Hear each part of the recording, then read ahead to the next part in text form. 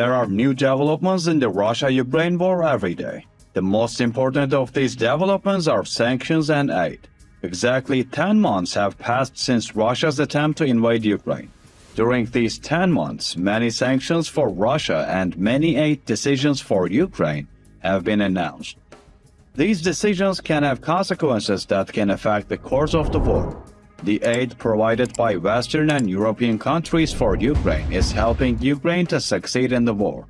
In the same way, the sanctions imposed on Russia by Western and European countries are causing Russia's continuous decline. There has been another important development these days that will affect the course of the war. It concerns Israel's aid to Ukraine.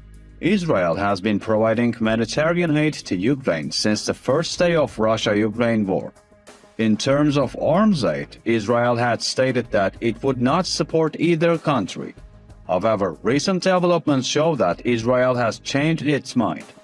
Israel has started to provide assistance to Ukraine in the field of air defense systems. However, this aid is not provided by the state, but by private Israeli companies. We will analyze this development in detail, but first let's take a look at the latest developments in the Russia-Ukraine war. In the last few weeks, fighting has intensified in the Donetsk and Luhansk regions. The invaders in these regions have stepped up their attacks, but without success. The successful operation of the Ukrainian armed forces have led to the withdrawal of many occupying troops from the front lines in Donetsk and Luhansk regions. The troops withdrawn from this region have been deployed to different regions beyond Ukraine's borders. With each passing day, the war is causing Russia to retreat. One thing that is affecting the conflict zones these days is the weather. The cold weather is negatively affecting Russian soldiers. Russian soldiers who do not have winter military equipment are helpless in the face of the increasing cold weather. Snow and rain also make ground operations impossible. For this reason, the war progresses mostly with airstrikes. Russia is failing in these attacks. The Ukrainian Air Force successfully destroys Russian missiles and drones. Russia has allegedly run out of ammunition for airstrikes. It is rumored that Russia has only a few missiles left for attack. The Ukrainian Air Force is getting stronger every day. The support of Western and European countries plays an important role in this strengthening. Especially the HIMARS missile system sent from the US and Bayraktar TB2 armed drones sent from Turkey have changed the course of the war. Ukraine is achieving great success thanks to these air weapons. Thanks to these weapons, Russian bases and ammunition depots can be destroyed very easily. Now that we have briefly touched on the latest developments in the war, let's take a closer look at the new development: Israeli aid. Israel has been providing humanitarian aid to Ukraine since the beginning of the war. Although Israel had good relations with Ukraine, it had stated that it would not support Ukraine with military aid.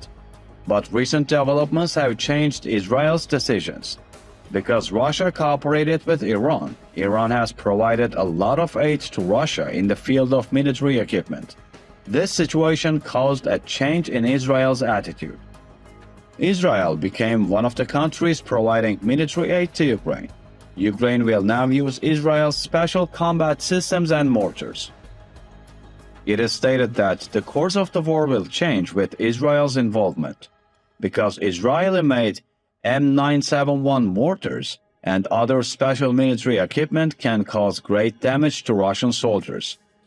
The 120mm M971 mortars that Israel delivered to Ukraine belong to the upper angle group. Belonging to the upper angle group allows the shells to fall perpendicular to the target. The ammunition coming out of the barrel first rises upwards, then descends steeply down the hill to the target. Thanks to this feature, targets behind high hills and structures can be easily hit. Ukraine can hit more Russian bases and positions with the Israeli-made M971 mortars. Another noteworthy element of Israel's mortar aid is that it's done in secret. Israel has not made any statement about the aid. So how do we know that these mortars, which belong only to Israel, are in the Ukrainian army? Videos from the Russian side clearly show the use of this ammunition. This is confirmed by many news agencies. It is said that the mortar rate was not provided by the state of Israel, but by a private Israeli company. In this case, Israel can make the same statements that Turkey has made before. When Turkey sent Bayraktar TB2s to Ukraine, the Kremlin reacted strongly. The Kremlin called for a halt to the sale of Bayraktar TB2 unmanned aerial vehicles to Ukraine. However, Turkey said, "These weapons belong to a private company, not the state. Therefore, we cannot prevent this situation." Turkey's statements left the Kremlin helpless. It has also been widely reported that the private companies that make military equipment in Israel are sending arms to Ukraine through intermediaries. Allegedly, a private Israeli company sells arms to Poland. Poland in turn delivers these weapons to Ukraine. Despite all this, Israel does not want to spoil its relations with Russia, because there is a large Jewish population in Russia as well as in Ukraine. In addition, Russia's presence in Syria is also an important factor in Israel's unwillingness to break its ties with Russia. For this reason, the Israeli Defense Ministry refrains from sending weapons to Russia and Ukraine. Israel is closely following the developments in the Russia-Ukraine war. The recently developing relations between Iran and Russia do not escape Israel's attention. Iran had recently sent 136 drones to Russia. These vehicles are being used in the occupation of Ukraine.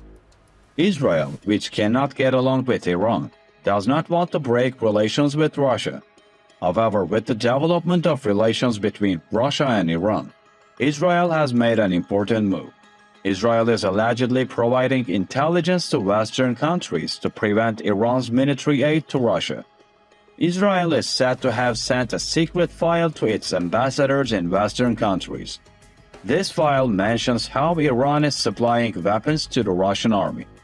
It is stated that with this file, Israel wants its ambassadors in Western countries to start raising the issue of Iran's military aid. Israel is calling on its ambassadors to prevent Iranian aid. After this development, Israeli ambassadors started working. The secret file was shared with government officials in many countries.